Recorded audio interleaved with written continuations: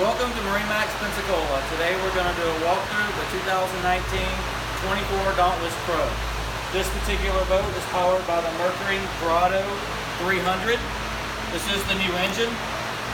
Quick oil check and fill. Here in the back you'll see a blade power pole.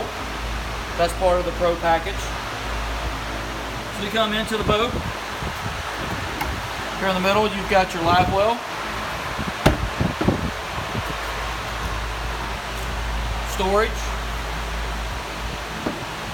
and over here you have additional storage.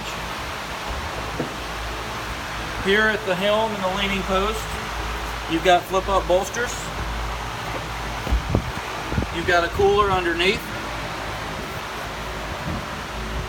This is going to have tilt wheel steering, the new Marine Axiom, Linko trim tabs with indicator. And you're also going to have a pad and an upper station on the Pro model. As we come forward, you'll see plenty of cushions and seating, flip up backrest, and a motor guide trolling motor on the bow.